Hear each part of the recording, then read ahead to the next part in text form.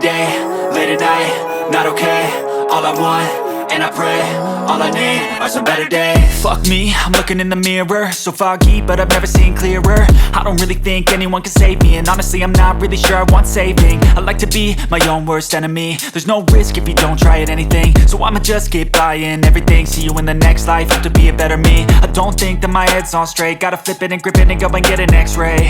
What's wrong with me? I just feel weight pushing on my chest and it squeezes till I suffocate. Better change my mindset, meditate. It's pretty cool that I'm alive and have better days. I could walk, see, hear, I should celebrate. Think I could change my mind, maybe elevate.